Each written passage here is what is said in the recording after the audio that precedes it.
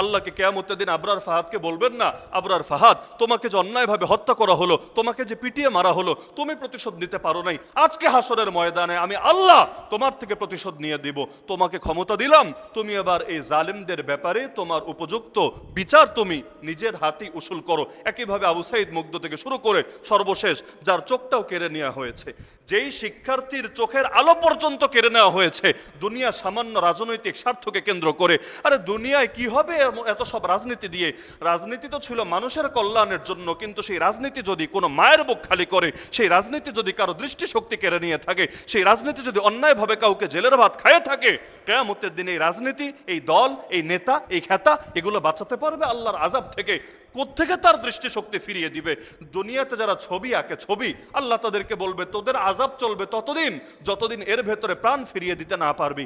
একইভাবে আল্লাহ যদি কিয়ামতের দিন বলে যে তোর আযাব চলবে ততদিন যতদিন বান্দাকে তার চোখটা ফিরিয়ে দিতে না পারবি, কে আছে চোখ ফিরিয়ে দিতে পারবে? কে আছে যে বান্দার কোনো ক্ষতি যেটা সে করেছিল সেটা উসুল করে দিতে পারবে? এজন্য মনে রাখবেন, যাকে খুশি করতে গিয়ে আল্লাহকে নারাজ করে ফেলছেন, অন্য বান্দার হক নষ্ট করছেন, সেও কিন্তু দাঁড়াবে না আপনার বিপদে আপনার পাশে। ফিরআউন তার বাহিনীকে আল্লাহর আযাব থেকে বাঁচাতে পারবে না, নমরুদ তার রাজন্য বর্গকে আল্লাহর সাজা থেকে বাঁচাতে পারবে না, আবু জাহাল মক্কার মুশরিকদেরকে আমার আল্লাহর আযাব থেকে রক্ষা করতে পারবে না।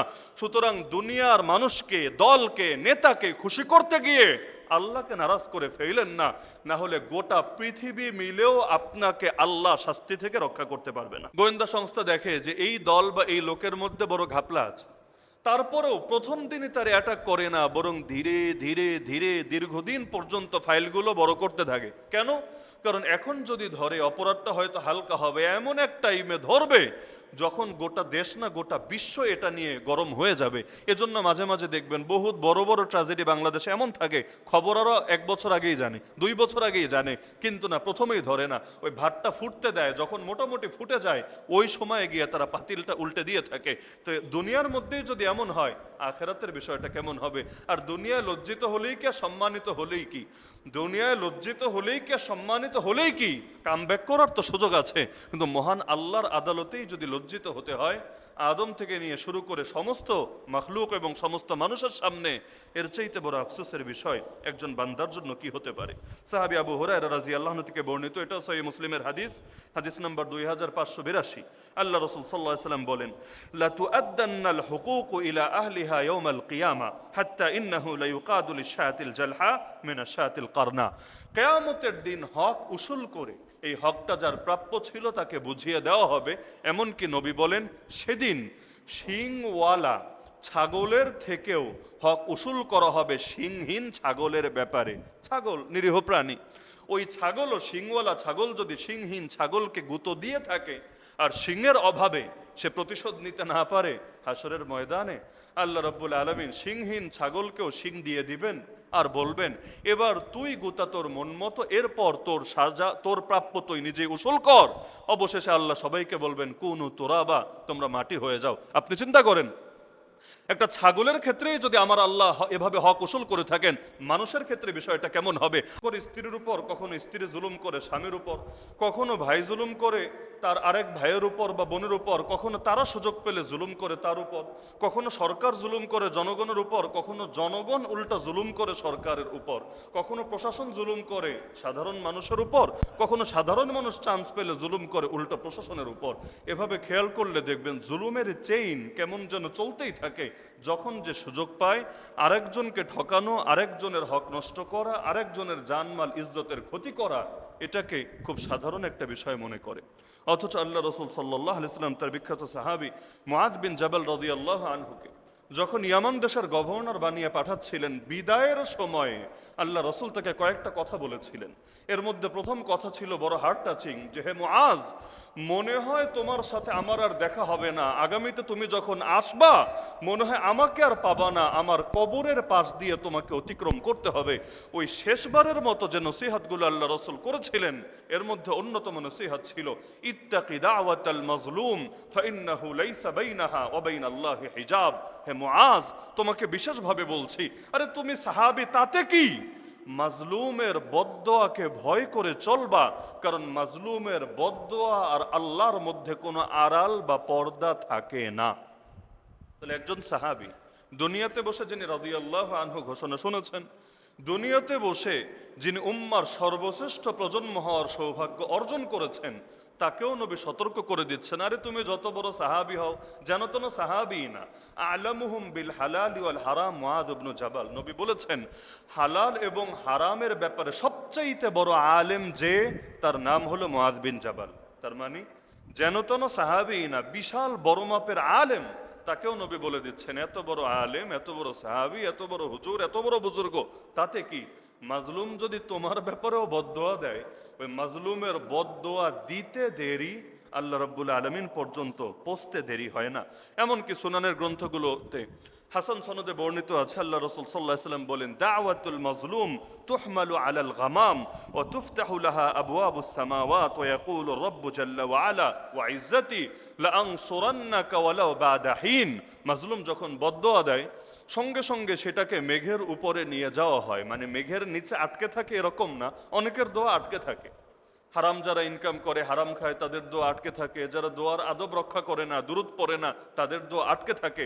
কিন্তু মাজলুমের দোয়ার ব্যাপারে বলা হচ্ছে, মাজলুমের দোয়া সঙ্গে সঙ্গে মেঘের উপরে বহন করা হয় এবং তার জন্য সবগুলো আসমানে দরজা খুলে দেওয়া হয় এবং রব্বুল আলামিন নিজে বলতে থাকেন, আমার ইজ্জতের কসম। আল্লাহ বলেন, ওয়া ইজ্জতি, আমার ইজ্জতের কসম, লাআনসুরান্নাকা ওয়ালাউ বা'দা হিন, এই মাজলুম আমি তোকে সাহায্য করবই করব, যদিও সেটা কিছুদিন পরে হয়। মানে মাজলুমের বদদোয়া কবুল হয়ে যাবে, কিন্তু ফলাফলটা হয়তো 1 বছর, 2 বছর, 5 বছর, 10 বছর, 50 বছর পরেও প্রকাশিত হতে পারে। কিন্তু আল্লাহ বলে দেন, আমার ইজ্জতের কসম খেয়ে বলছি, আমি অবশ্যই তোকে সাহায্য করবই করব, যদিও সেটা কিছুদিন পরে হয়ে থাকে। এমনকি মুসনাদে আহমদে হাসান সনদে বর্ণিত আছে, আল্লাহ রাসূল সাল্লাল্লাহু আলাইহি ওয়াসাল্লাম বলেন, لا ترد دعوة المظلوم ولو كان فاجرا ففجوره على نفسه। মাজলুমের বদদোয়া ফিরিয়ে দেওয়া হয় না, যদিও সে পাপাচারী, পাপিষ্ঠ হয়ে থাকে। তার পাপাচারের পাপ তার নিজের উপরে, কিন্তু তার বদদোয়া কবুল হয়ে যায় আল্লাহর কাছে। তার মানে কেউ যদি চোরও হয়, কেউ যদি ডাকাতও হয়, কেউ যদি বেশ্যাও হয়, কেউ যদি মদখোরও হয়, সে নিজে পাপে, অথবা তার দ্বারাও হয়তো আরেকজন বিভিন্নভাবে জুলুমের শিকার হচ্ছে। কিন্তু আপনি যদি ওই ব্যক্তির উপরেও জুলুম করেন, তার যতটুকু প্রাপ্য এর চাইতে বেশি যদি আপনি তাকে দেন, তাহলে ওই মাজলুমের বদদোয়াও আল্লাহ ঠিকই কবুল করবেন, তার পাপের শাস্তি আল্লাহ তাকে দিবেন, কিন্তু জুলুমের কারণে আপনি ঠিকই আল্লাহর কাছে আক্রান্ত হবেন। এজন্য আরবিতে সুন্দর একটা কবিতা আছে, লা তাজলিমান্না ইযা মা কুনতা মুক্তাদিরা ফাযুলমু তারজিউ উকবাহু ইলা নাদামি তানামু আইনাকা ওয়াল মাজলুমু মুনতাবিহুন ইয়াদউ আলাইকা ওয়া আইনুল্লাহি লাম তানামি। আরে ক্ষমতা পেয়ে গেলি জুলুম শুরু করে দিও না, কারণ জুলুমের পরিণতি হলো লজ্জা, অনুশোচনা এবং আফসোস। তোমার চোখ ঘুমাতে পারে, কিন্তু মাজলুম যখন রাতের বেলা জেগে জেগে আল্লাহর কাছে ফরিয়াদ জানায়, তার বদদোয়াগুলো যখন আল্লাহর কাছে সে উপস্থাপন করে, আল্লাহ কিন্তু এক মুহূর্তের জন্য ঘুমায় না, আল্লাহ কখনো ক্লান্তির ভেতরেও থাকে না। যার কারণে মাজলুম যখন আল্লাহর সামনে দুটো হাত তুলে বদদোয়া দিতে থাকে, আল্লাহ রাব্বুল আলামিন তাকে কখনোই নিরাশ করেন না। এজন্য ইতিহাস সাক্ষী, কত বড় বড় রাজা বাদশার গদি পর্যন্ত উল্টে গিয়েছে মাজলুমের সাধারণ বদদোয়ার কারণে। এমন মাজলুম যাকে হয়তো কেউ চেনেই না, যে কোনো সেলিব্রিটি না, যে কোনো পাবলিক ফিগার না, সমাজে যার বিশেষ কোনো স্ট্যাটাস নাই, কিন্তু এমন বহুত মাজলুম ও বহুত রাজা বাদশার গদি উল্টে দিয়েছে, ইতিহাসে আজও সংরক্ষিত আছে। এক বাদশা ছিলেন খালিদ ইবনু আব্দুল্লাহ আল বারমাকি। একবার তিনি এবং তার সন্তান উভয় বন্দি জেলখানার ভেতরে। সন্তান তাকে আফসোস করে বলছে, বাবা, লাকাদ কুন্না বা'দাল ইজ্জি ওয়াল মুলকি সিরনা ফিল কাইদি ওয়াল হাবসি। একসময় আমরা ছিলাম রাজা, আমরা ছিলাম প্রতাপশালী, আমরা ছিলাম প্রচন্ড সম্মানের অধিকারী, আজকে আমরা জেলখানায়, আজকে আমরা খাঁচার ভেতরে। এর কারণটা কি? সন্তান তার বাবাকে, খালিদ বিন আব্দুল্লাহ বারমাকিকে জিজ্ঞেস করছে, কারণটা কি? এক সময় এত প্রভাবশালী বাদশা, আজকে এভাবে অসহায় জেলের ভেতরে কেন? তখন খালিদ বিন আব্দুল্লাহ বারমাকি তিনি জবাব দিলেন, শোনো ইয়া বুনাইয়া, হে আমার পুত্র, দাওয়াতুল মাজলুমি সারাত বিলাইলিন গাফালনা আনহা আল্লাহু লাম ইয়াগফাল আনহা। রাতের বেলা না জানি কোন মাজলুমের বদদোয়া আল্লাহর দরবারে পৌঁছে গিয়েছে, যেটার ব্যাপারে আমরা পুরোই গাফেল ছিলাম, কিন্তু আল্লাহ গাফেল হন নাই তার মাজলুম বান্দার বদদোয়ার ব্যাপারে। যার কারণে জানি না কবে কার উপর জুলুম হয়েছে, এবং তার বদদোয়ার কারণে আজকে এই শেষ জীবনে এসে আমাদেরকেও জেলের ভাত খেতে হচ্ছে। আল্লাহই ভালো জানেন ঠিক কার বদদোয়ার কারণে এই পরিণতি হয়েছে। এমনকি প্রখ্যাত একজন বুজুর্গ ছিলেন, অনেকে হয়তো নামও শুনেছেন, মালিক বিন দিনার রহমতুল্লাহ আলী। তিনি নিজের ঘটনা বর্ণনা করেন যে কিছুদিন তিনি প্রচন্ড জ্বরে আক্রান্ত ছিলেন। এরপর জ্বর যখন কিছুটা কমলো, একদিন কোনো একটা প্রয়োজনে রাস্তায় বের হলেন। তো পেছনে পুলিশের বাহিনী এসে হাজির। রাস্তাঘাটে টহল পুলিশ থাকে, পুলিশের বাহিনী হাজির, সঙ্গে আরো কিছু মানুষ আছে। তো পেছন থেকে পুলিশরা বারবার তাকে তাড়া দিচ্ছে, এই বুড়া তাড়াতাড়ি যা, তাড়াতাড়ি যা। মানে ওদের তাড়া আছে, এখন ওদের তাড়া আছে। উনি তো অসুস্থ, কয়দিন আগে মাত্র অনেক জ্বর গিয়েছে, এখনো হালকা হালকা জ্বর আছে। তো তিনি ওদের সাথে তাল মিলিয়ে চলতে পারছেন না। এক পর্যায়ে তিনি রাস্তার সাইডে সরে আসলেন যে বাবা তোমরা যাও, আমি এখানে আপাতত সাইডে দাঁড়ালাম। তো যাওয়ার সময় একটা পুলিশ সদস্য, ক্ষমতা হাতে পেলে অনেক সময় তো মানুষের পা মাটিতে পড়ে না, আইনের পোশাক পরেও বেআইনি কাজ করতে অনেকের বিবেকেও বাধে না। এক পুলিশ সদস্য হাতে ছিল একটা চাবুক, ওই যুগে তো চাবুক ব্যবহার হতো, এখন লাঠি ব্যবহার হয়। চাবুক দিয়ে পরপর কয়েকটা বাড়ি মেরে বসলো এই প্রখ্যাত বুজুর্গ মালিক বিন দিনার রহমতুল্লাহ আলাইহির গায়ে। পুলিশ তো আর চেনে না কে মালিক বিন দিনার আর কে কি, ভেবেছে সাধারণ একটা মোল্লা, সাধারণ একটা হুজুর, জাস্ট কয়েকটা চাবুকের বাড়ি দিয়ে দিয়েছে। মালিক বিন দিনার রহমতুল্লাহ আলাইহি বলেন, এতদিন জ্বরে থেকেও আমি এত কষ্ট পাই নাই। আর চাবুকের আঘাতগুলো আমাকে যতটা কষ্ট দিয়েছে, কিছু কষ্ট শরীরে, কিছু কষ্ট মনে। অপমান যখন মানুষ হয় তখন সব কষ্ট শরীরে লাগে না, বরঞ্চ মনের উপর এটা আরো বেশি প্রবল হয়ে থাকে।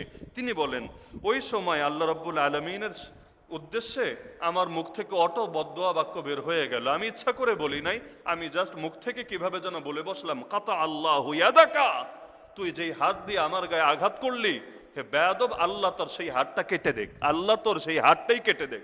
তিনি বলেন, আমি অজান্তে মুখ থেকে এটা বের হয়েছিল, অসুস্থ মানুষ ইচ্ছা করে বলেছে, বিষয়টা এরকম না। তো ওই দিন আমি ফিরে আসলাম।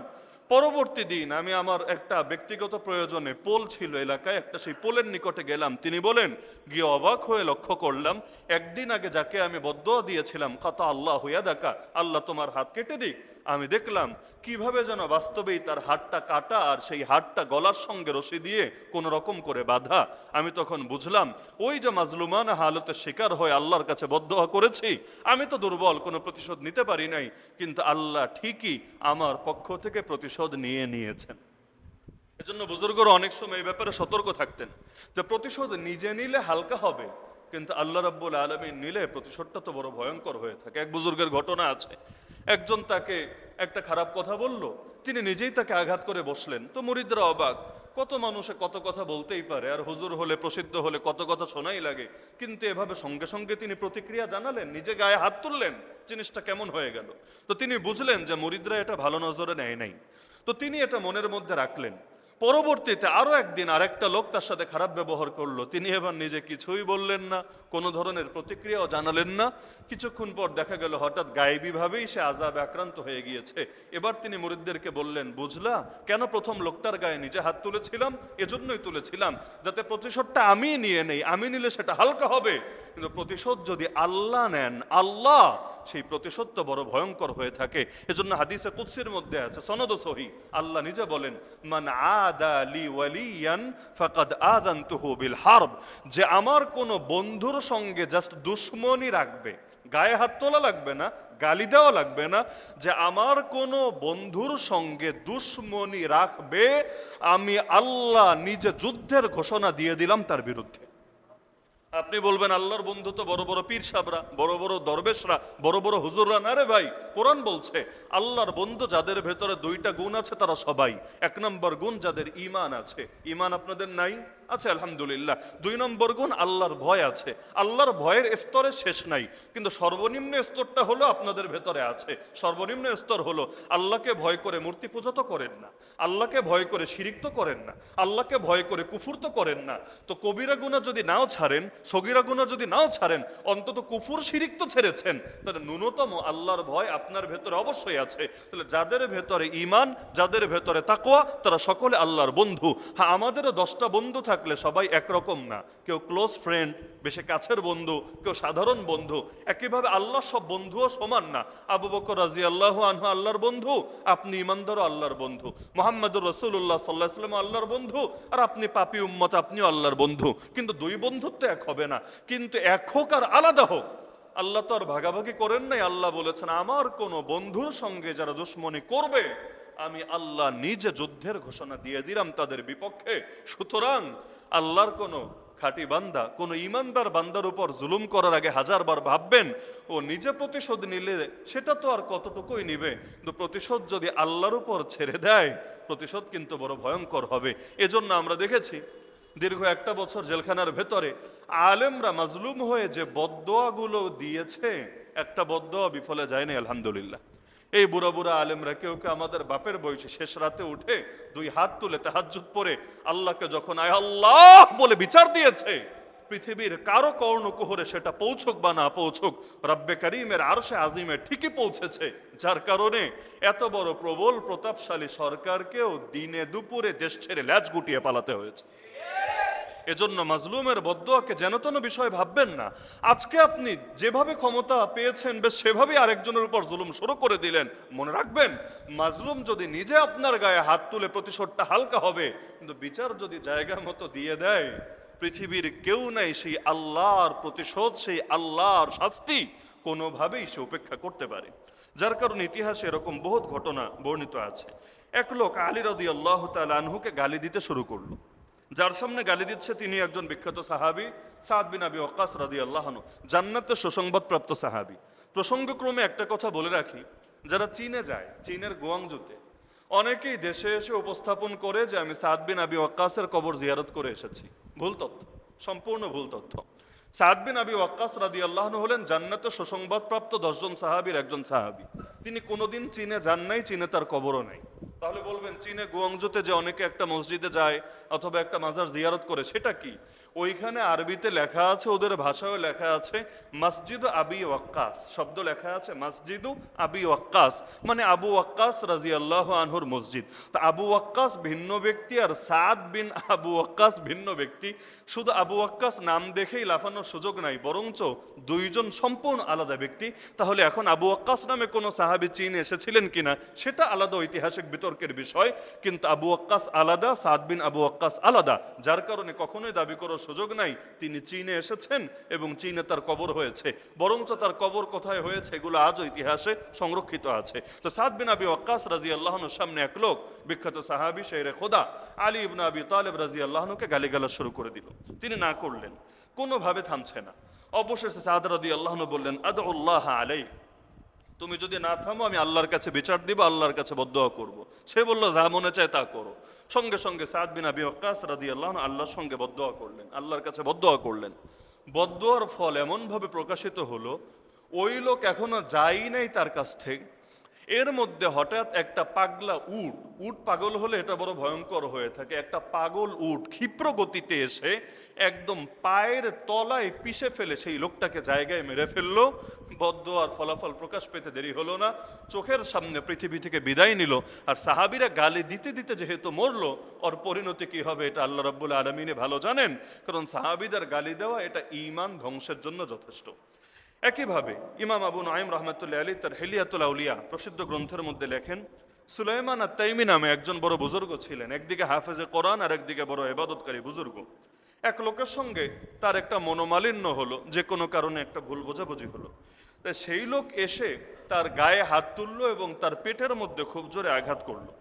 তিনি মনে কষ্ট পেয়ে বদদোয়া দিয়ে বসলেন। ফলাফল সঙ্গে সঙ্গে এমনভাবে প্রকাশিত হলো, হাত দিয়ে আঘাত তো করলো, কিছুক্ষণের মধ্যেই হাতটা অবশ হয়ে গেল, সেই হাত দিয়ে আর তেমন কিছুই করতে পারলো না। হ্যাঁ, ওই যে আগেই বলেছি হাদিসের সূত্র দিয়ে যে মাজলুম যেমনই হোক, এগুলো খালি বুজুর্গ ব্যক্তির মুখ থেকে বের হয়েছে বলেই ফল প্রকাশ পাবে, বিষয়টা এরকম না।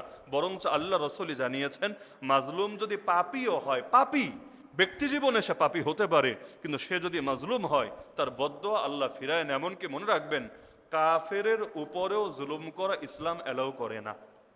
কেউ যদি কাফের হয়, বেঈমান হয়, ওই কাফের বেঈমানের উপরেও জুলুম করা ইসলাম এলাও করে না। হ্যাঁ, সে যদি কোনো অপরাধ করে শাস্তি পাবে, শাস্তি ইসলাম যতটুকু বলে দিয়েছে ব্যাস এতটুকু, এর চাইতে বেশি কিছুতেই তার উপর প্রয়োগ করা যাবে না। ওসমান রাদিয়াল্লাহু আনহু তৃতীয় খলিফা, তিনি যখন গৃহবন্দী, একদল নামধারী মুসলমান আব্দুল্লাহ বিন সাবা সেই ফিতনার ব্যাপারে অনেকে ইতিহাস যারা পড়েছেন জানেন, যখন তার ঘরকে ঘেরাও করে রাখলো চতুর্দিক থেকে, তো কিছু লোক যারা ছিল ওসমান রাদিয়াল্লাহু আনহু চরম বিরোধী, তারা দেয়াল টপকে একভাবে ঘরের ভেতর ঢুকে গেল। তো দুইটা লোক ঢুকলো, ঘরে ঢুকে তারা দেখলো ওসমান রাদিয়াল্লাহু আনহু অসুস্থ হয়ে তিনি শুয়ে আছেন, তার স্ত্রীর কোলের উপর তার মাথাটা রাখা। তো এখন তারা ভেতরে গিয়ে তার স্ত্রীকে সম্বোধন করে বলল যে তার চেহারা ইকশিফি ওয়াজহা, তার চেহারাটা খোলেন, মানে চেহারার উপর চাদর বা কোনো কিছু দিয়ে চেহারাটা আড়াল করা, যে চেহারাটা খুলে দেন। তিনি অবাক হয়ে জিজ্ঞেস করলেন, কেন চেহারা খুলে দিব কেন, কি জন্য? এক লোক বলল যে আমি তার চেহারায় একটা চর মারবো, জোরে তার চেহারায় একটা চর মারবো, এজন্য তার চেহারাটা খুলে দেন। ওসমান রাদিয়াল্লাহু আনহু স্ত্রী, তিনি বড় কষ্ট পেলেন, তিনি সঙ্গে সঙ্গে বললেন, আমা তাযকুরু মা ক্বালা ফীহি রাসূলুল্লাহ সাল্লাল্লাহু আলাইহি ওয়াসাল্লাম, আরে আল্লাহর রাসূল এই ওসমানের ব্যাপারে কি কি বলে গিয়েছেন, তোমার কি এটা মনে নাই? তোমার কি একটাবার এটা স্মরণে আসে না? এরপর তিনি একটা একটা করে হাদিস বলতে লাগলেন। আল্লাহ রাসূল সাল্লাল্লাহু আলাইহি ওয়াসাল্লাম এই ওসমান রাদিয়াল্লাহু আনহু ব্যাপারে জান্নাতের সুসংবাদ থেকে শুরু করে কত ফজিলতের কথা বলে গিয়েছেন। তো এগুলো শুনে সে কিছুটা লজ্জিত হলো, লজ্জিত হয়ে ঘর থেকে বের হয়ে গেল। কিন্তু আরেকটা বেয়াদব যে ছিল, এত কিছু শোনার পরেও তার ভেতরে পাপবোধ জাগলো না, অপরাধ বোধ জাগলো না, বরং ঠিকই কাছে এগিয়ে গিয়ে ওসমান রাদিয়াল্লাহু আনহু চেহারা থেকে নিজেই কাপড় সরিয়ে তার চেহারায় সজোরে আঘাত করলো, চর মেরে বসলো। সঙ্গে সঙ্গে ওসমান রাদিয়াল্লাহু আনহুর স্ত্রী তার উপর বদদোয়া দিয়ে বসলো। বদদোয়ার বাক্য ছিল এরকম, মা লাকা ইয়াব্বাসাল্লাহু ইয়াদাকা ওয়া আ'মা বাসারাকা ওয়ালা গাফারা লাকা যামবাকা, আল্লাহ তোমার হাত শুকিয়ে ফেলুক, মানে তোমার হাতটাকে অবশ করে দিক, তোমার চোখের দৃষ্টিশক্তি কেড়ে নিক, অর্থাৎ অন্ধ বানিয়ে দিক, আর আল্লাহ তোমার এই পাপ কোনোদিন মাফ না করুক। জাস্ট তিনটা বাক্য, আল্লাহ তোমার হাত অবশ করে দেখ, তোমার দৃষ্টিশক্তি কেড়ে নেক, অর্থাৎ তোমাকে অন্ধ বানিয়ে দেখ, আর তোর এই পাপ আল্লাহ কোনোদিন মাফ না করুক। এখন সেই লোক বলছে, ফাওয়াল্লাহি মা খারাজতু মিনাল বাবি হাত্তা ইয়াবিসাত ইয়াদি ওয়া আমিয়া বাসারি ওয়া মা আরাল্লাহ আন ইয়াগফিরা লি যামবি। সে বলল, এই সাহাবীর সঙ্গে বেয়াদবি আর তার স্ত্রী যিনিও সাহাবী, তার বদদোয়ার ফল প্রকাশ পেতে দেরি হলো না। আমি জাস্ট দরজা থেকে, গেট থেকে বের হলাম, কিছুক্ষণের মধ্যে আমার হাতও অবশ হয়ে গেল, যেই হাত দিয়ে তাকে আঘাত করেছিলাম। ধীরে ধীরে আমার চোখের দৃষ্টিও হারিয়ে গেল, এবং আমি মনে করছি আল্লাহ হয়তো আমার এই পাপ আসলেই মাফ করবেন না, কারণ তিন বাক্যে বদদোয়া দিয়েছেন, দুইটা যেহেতু নিজের চোখেই দেখলাম, আমার ধারণা আল্লাহ মনে হয় আমার এই পাপ কখনোই মাফ করবেন না। তো পরবর্তীতে দেখা যেত তার সারা জীবন এভাবেই কেটেছে, ওই কাবার পাশে পড়ে থাকতো, কাবা তওয়াফ করতে থাকতো, আর চিৎকার করে সে মানুষকে সতর্ক করতো আর বলতো, আল্লাহুম্মা গফিরলি, আল্লাহুম্মা গফিরলি, আল্লাহুম্মা গফিরলি, হে আল্লাহ চোখ গেছে যাক, হে আল্লাহ হাত গেছে যাক, অন্তত তুমি আমার গুনাহগুলো মাফ করো, আমার বেয়াদবি মাফ করো। ওদিকে ওসমান তো শহীদই হয়ে গিয়েছেন, তার কাছ থেকে তো আর মাফ নেওয়ার সুযোগ নাই, ডাইরেক্ট আল্লাহর কাছে মাফ চাইতে চাইতে এভাবে তার জীবনটা কেটে গেল। এমনকি হুসাইন রাদিয়াল্লাহু আনহু, কারবালার ঘটনা তো কম বেশি সকলেই জানেন। হুসাইন রাদিয়াল্লাহু তাআলা আনহু যখন আঘাতপ্রাপ্ত হলেন, তীরের আঘাত পাওয়ার পরে তিনি একটা লোককে উদ্দেশ্য করে বললেন, কুফাবাসীর একজনকে বললেন যে আমাকে একটু পানি দাও, আমার একটু পিপাসা লাগছে, ইতিনি বিমাইন আশরাবহু, আমার কাছে একটু পানি নিয়ে আসো, আমি পানি পান করব। তো ওই লোক একটু আগে আঘাত তো করলো, এবার পানি তো তাকে দিলই না, তিনি যাতে নিজেও পানির কাছে যেতে না পারেন এজন্য সামনে বাধা হয়ে দাঁড়িয়ে গেল যে খবরদার, তুই নিজেও পানি খেতে পারবি না, আমিও তোরে পানি দেব না। শেষ পর্যায়ে হুসাইন রাদিয়াল্লাহু তাআলা আনহু শেষ পর্যায়ে জাস্ট একটা বাক্যই বললেন, আল্লাহুম্মা আজমিহু, হে আল্লাহ সে আমাকে পিপাসার কষ্ট দিল, তুমি তারেও পিপাসার্ত বানিয়ে রেখো, জাস্ট আর কিছু না। হে আল্লাহ সে আমাকে পিপাসার কষ্ট দিল, আমাকে একটু পানিও দিল না, নিজে দিল না, আমি গিয়ে খাবো এই সুযোগও দিল না, তুমিও তাকে পিপাসার্ত করে রেখো। পরবর্তী ফলাফল এমন প্রকাশিত হলো, যখন বাকি জীবন স্বাভাবিকই তার কাটলো মোটামুটি, কিন্তু যখন মৃত্যু শয্যায় শায়িত, মুমূর্ষ অবস্থা, এখন তার পেটেও এমন ব্যথা উঠলো, আবার পিঠেও এমন যন্ত্রণা শুরু হলো, পেটের মধ্যে সে গরম অনুভব করতে লাগলো। এখন সে মানুষরে বলল যে আমার পেটের সামনে তোমরা বাতাস করতে থাকো পাখা দিয়ে, আর ঠান্ডা এনে রাখো, ওই বরফ বা আর যা কিছু আছে তোমরা ঠান্ডা এনে রাখো। আর এদিকে পিঠে তো তার যন্ত্রণা হচ্ছে, পিঠে সে বলছে যে আমাকে গরম সেক দেওয়ার ব্যবস্থা করো, তাহলে সামনের দিকে ঠান্ডা, পিঠের দিকে আবার গরম। আর এদিকে তার পিপাসা এমন ভাবে বাড়তে লাগলো, সে বারবার পানি আর পানি আর পানি বলছে। তো মানুষ একবার পানি এনে দেয়, একবার দুধ এনে দেয়, একবার ছাতু এনে দেয়, ছাতু তো বুঝেন, ওইটাও দুধ দিয়ে বানানো। তো এই পর্যায়ে তাকে এমন মটকা মটকা ভরে ছাতু এনে দিতে লাগলো যে 5 জন সাধারণ ব্যক্তিও যদি এটা পান করে তাদের ক্ষুধা, তাদের তৃষ্ণা সব মিটে যাবে, কিন্তু এই বিশাল মটকা খাওয়ার পরে সে বলে আমার পিপাসা মিটছে না, আমারে আরো দাও, আরো দাও, আরো দাও। এক পর্যায়ে ইতিহাস সাক্ষী, এভাবে খেতে খেতে তার পেটই ফেটে গেল, এবং ওই অবস্থায় সে দুনিয়া থেকে বিদায় নিল, মৃত্যুবরণ করলো। আল্লাহ রাব্বুল আলামিন এই জালেমকে তার প্রাপ্য বুঝিয়ে দিন। এজন্য জুলুমের বিষয়টা এত ভয়ঙ্কর। সেই মুসলিমে হাদিসে কুদসিতে বর্ণিত আছে 2577 নম্বর হাদিস। আল্লাহ নিজে বলেন, আল্লাহ রসুল আল্লাহ থেকে বর্ণনা করেন যে আল্লাহ নিজে বলেছেন, ইয়া ইবাদি, হে আমার বান্দারা, ইন্নী হাররামতু যুলমা আলা নাফসি ওয়া জাআলতুহু বাইনাকুম মুহাররামান ফালা তাযালামু ইয়া ইবাদি। হে আমার বান্দারা, আমি আমার নিজের উপরেই জুলুমকে হারাম করে দিয়েছি। আমি খালেক, আমি মালেক, আমি জীবনদাতা, মৃত্যুদাতা, এরপর আমি আল্লাহ আমার নিজের উপরেই জুলুমকে হারাম করে রেখেছি। আমি কোনোদিন কোনো বান্দার উপর জুলুম করব না। কোরআনেও আছে, ওমা রাব্বুকা বিযাল্লামিল লিল আবিদ, তোমার রব বান্দাদের উপর ন্যূনতম জুলুমও করবেন না। তো যেখানে আমি বান্দার উপর জুলুম করব না, সেখানে খবরদার নিজেরা নিজেদের উপর একজন আর একজনের উপর জুলুম করতে যেও না। বরং যতদিন পৃথিবীতে থাকবা, কুনু ইবাদাল্লাহি ইখওয়ানা, আল্লাহর বান্দা ভাই ভাই হয়ে থাকো। যেই দলই হও, যেই মতই হও, যেই ধারাই হও, যেই দেশেরই হও, যেই মাযহাবেরই হও, যেই সার্কেলেরই হও, কিন্তু আল্লাহর দুনিয়ায় তোমরা আল্লাহর বান্দা এবং ভাই ভাই হয়ে থেকো। এটা নবীর কথাও না, ডাইরেক্ট কার কথা? হাদিসে কুদসি মানেই হলো শব্দগুলো নবীর, কিন্তু কথাটা নবীর না। কথা হলো কার? ওই কোরআনের আয়াত মানে হলো শব্দ আল্লাহর, মর্ম আল্লাহর। আর হাদিসে কুদসি মানে হলো শব্দগুলো নবী বলেছেন নবীর মতো করে, কিন্তু কথাটা নবীর না, বরং কথাটা ডাইরেক্ট আল্লাহর কথা। সেই মুসলিমের মধ্যে বর্ণিত আছে 2577 নম্বর। এমনকি কোরআনে সূরা ইব্রাহিম আয়াত নম্বর 42 আল্লাহ নিজেই সতর্ক করেন, ওয়ালা তাহসাবান্নাল্লাহা গাফিলান আম্মা ইয়ামালু যালিমুন, জালেমরা যা কিছুই করে তোমরা ভেবো না আল্লাহ এগুলোর ব্যাপারে গাফেল রয়ে গেছেন, বরং ইন্নামা ইউআখিরুহুম লিয়াউমিন তাশখাসু ফীহিল আবসার, আল্লাহ তাদেরকে ঢিল দিচ্ছেন, তাদেরকে ছাড় দিচ্ছেন এমন এক দিনের জন্য যেদিন তাদের দৃষ্টিগুলো উল্টে যাবে, চোখটা উল্টে যাবে। সেই দিনের জন্য আল্লাহ তাদেরকে ঢিল দিয়ে দিয়ে মহা আযাবের দিকে তাদেরকে ঠেলে নিচ্ছেন। ওই দুনিয়ার মধ্যে অনেক সময় হয় এমনকি সহিহ মুসলিমের অন্য হাদিস 2578 নম্বর হাদিসে আছে, আল্লাহ রাসূল বলেন, ইত্তাকু যুলমা ফাইন্না যুলমা যুলুমাতুন ইয়াউমাল কিয়ামা, জুলুমকে ভয় করে চলবা উম্মত, কারণ জুলুম কিয়ামতের দিন ঘোর অন্ধকারের রূপ নিবে। বলবেন অন্ধকার হলেই কি আর আলো হলেই কি? আরে পুলসিরাত চলবেন কি দিয়ে? মুনাফিকরা কেন পুলসিরাত পার হতে পারবে না? কাফেরদেরকে কেন পুলসিরাতে ওঠানোই হবে না? মূল কারণই এখানে। পুলসিরাত চলতে চাইলে নূর লাগবে, আলো লাগবে। কোরআন বলছে, ইয়াউমা ইয়াসআ নূরুহুম বাইনা আইদিহিম ওয়া বিআইমানিহিম, ঈমানদারদের সামনে দিয়েও নূর ছুটতে থাকবে, ডান দিক দিয়েও নূর ছুটতে থাকবে। যার ঈমান আমল যত বেশি, তার নূরের পাওয়ার হবে তত বেশি, তার চলার গতিও হবে তত বেশি। অপরদিকে যার নূর থাকবে না, অন্ধকার অন্ধকার, পুলসিরাত চলতে পারবে না, বরং তারা নিজেদের অজান্তেই টুকরা টুকরা হয়ে জাহান্নামে পড়ে যাবে। তা আল্লাহ রাসূল বলে দিচ্ছেন, জুলুম নূর আনবে না, বরং কিয়ামতের দিন ঘোর অন্ধকারের রূপ নেবে।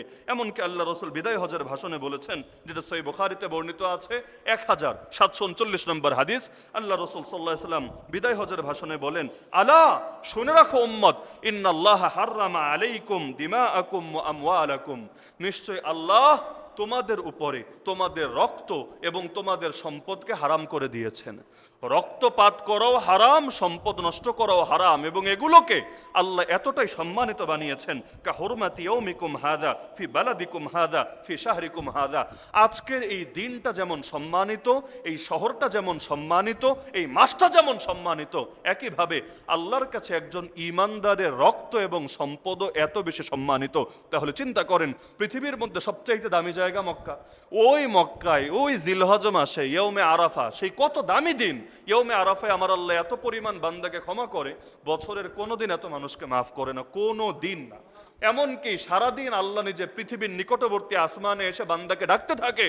তাহলে আল্লাহ রাসূল বলে, এই আরাফার দিন যেমন দামি, এই মক্কা শহর যেমন দামি, একইভাবে এই মাসটা যেমন দামি, একইভাবে এক একজন মুমিন, এক একজন ঈমানদারের রক্ত এবং সম্পদও এত বেশি দামি।